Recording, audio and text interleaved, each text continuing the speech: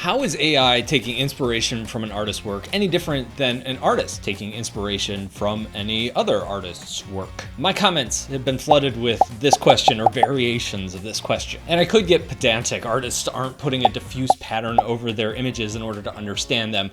I understand that that is not what this question is asking. I use photo references all the time. I learn from other artists' work all the time. I'm using copyright work to inform my work all the time. How is it different if an AI does that? So hello, my name is Brad. I'm trying something new today. This is me workshopping my thoughts in semi-real time in a video. So I don't plan on this being a persuasive video. I'm not trying to get you over to my side or anything like that. It's just me trying to put my thoughts, my gut into words. And I know you're gonna have different ideas, and that's where the comment section comes in. Also, a quick clarification. We say the word artist a lot when we're talking about this stuff. I think the word illustrator might be a little bit more fitting.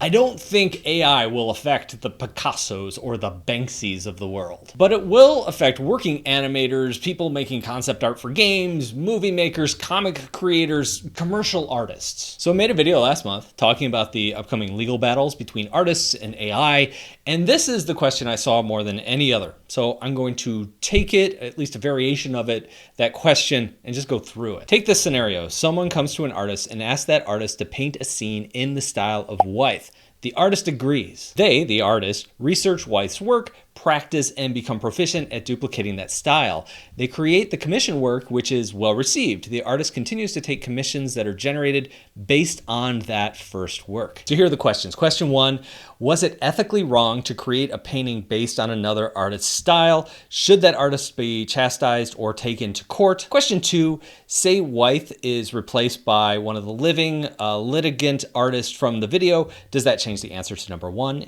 and why? Question 3, why, if you think so, should the above scenario be considered different than an AI doing it? So question 1, no, that is not ethically wrong to create a painting in another artist's style. It's also 100% legal. This is incredibly common, if not the norm. So most artists learn from others, and a unique style is something that just comes over time with lots and lots of practice. If you go to work in an animation studio, you're going to have to learn to adapt the style of that movie or show that you are working on. You are adapting another artist's work. You're being paid to do that. So should you be taken to court? Absolutely not. It's established precedent under copyright law that style cannot be copyrighted. There's a case in 1972, Dave Grossman Designs versus Borton, and the court said a bunch of stuff. I'm not going to read it. If you want to pause it and read it, you could go ahead here. But they have a great example here. Picasso may be entitled to a copyright to his portrait of 3 women portrayed in his Cubist motif. Any artist, however, may paint a picture of any subject in the Cubist motif, including a portrait of 3 women, and not violate Picasso's copyright, so long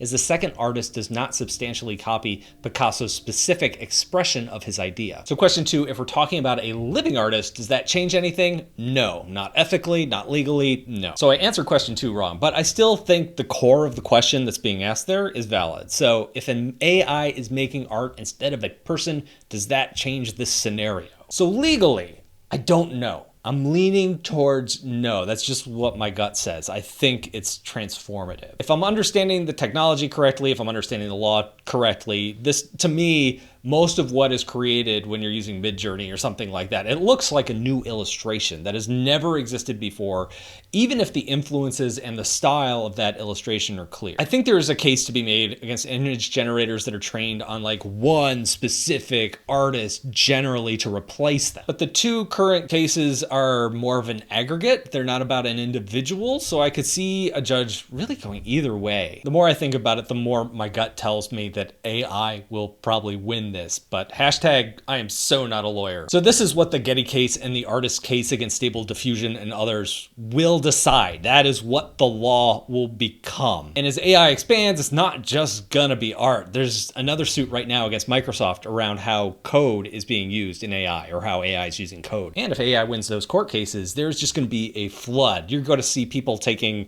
music that is copyrighted. They're gonna take the Apple Music catalog and dump it in AI and churn out Rihanna songs. And they'll probably get sued too. So answering those questions, that is what I understand to be factual. I could be wrong here or there, but I think generally I captured it. But it's opinion time. There is law and there are ethics. And I do believe what Stable Diffusion and Midjourney are doing are unethical. Lots of things are unethical, but not illegal. For example, I live in Ohio, about 45 minutes that way? No, that way. There was a big train wreck several weeks ago, spilled a lot of chemicals, they had to do a burn off. That train was probably obeying the law. They were allowed to transport those chemicals via train through small towns, even through big towns. But the actions that railroad companies have taken over time to obstruct new laws and new regulations to make it easier for them to transport those chemicals through towns, I believe to be unethical. And copyright has changed and evolved over time to fit the needs of creators. The very first copyright law came from Great Britain in 1710. It was called the Statute of Anne. It granted sole printing rights to a creator of a book. If your book was already in print,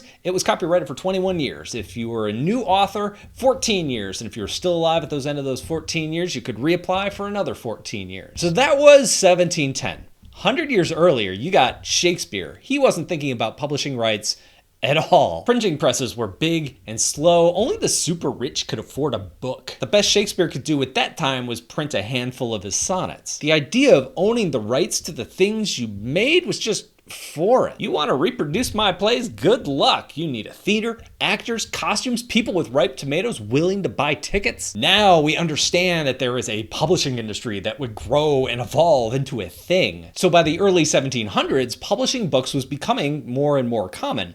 Authors could see that their work was being used to enrich the printers. It was the status quo at the time. If you had a printing press, you could print the Bible and sell it. No one was going to come after you. You could print ancient Greek writing and sell it. No one was going to come after you. But as living authors started to write books, they could see, hey, wait a second, shouldn't I get the profits, not the printer? But over time, what printers were doing was they were building their businesses on creators' work without any kind of compensation. That first copyright law was created to ensure that creators could profit off their work, thus creating an environment and incentives for even more creatives to enter the field and write more books. And changes to copyright over time have reflected technological and cultural change. Eventually, copyright would cover more than books. It would cover charts, musical compositions, photographs, cheese sculptures. And most artists of any kind haven't cared much about their style being used because getting proficient enough at your craft to even have a style is a lot of work. If some kid went up to Jimi Hendrix and said, I'm gonna play the national anthem just like you, Jimmy probably would have been like, cool, man, cool, good luck with that. Because it's just not that easy. You can't pick up a guitar and just play like Hendrix. Throughout human history, there's been an understanding that mastering a craft, creating a style, it doesn't just happen. It takes years and years of dedicated practice. That kid who wants to play like Jimmy may start playing along with Jimmy's records, but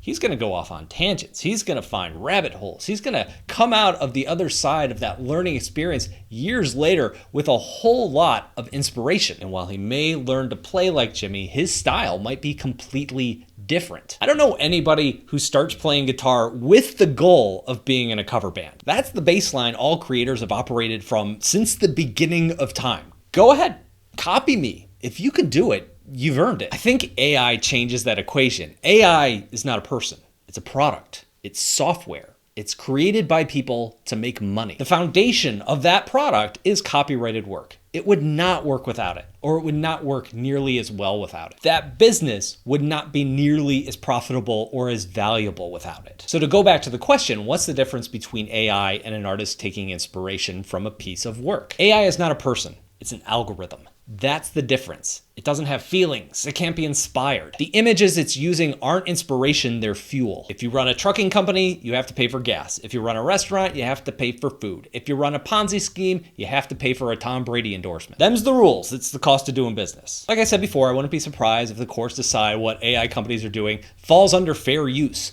The way copyright is structured right now, in fact, I've kind of accepted the outcome that that's the most likely thing to happen. So it's probably legal, but I don't think building a business on top of other people's work without their consent or compensation is ethical. And I also don't think our copyright laws will change anywhere near fast enough to keep up with the technology. So that's where my head's at right now. On one hand, I'm amazed at what this technology can do. On the other hand, I'm disappointed, but not really surprised by the indifference of big tech to do what they have to do in order to get it there. And I think we're in a moment where we can ask these questions. Can we do this ethically? Can we do this more fairly? Can we do this in a way where future generation artists can be compensated for their work so that they are incentivized to find new styles, to find their own artistic voice? So yeah, that's where I am right now. Where are you? Can we do this ethically? What would it take? What are the pros and cons? You know where the comments are. Hit me up down there. Thanks for making it to the end of the video. Brad out.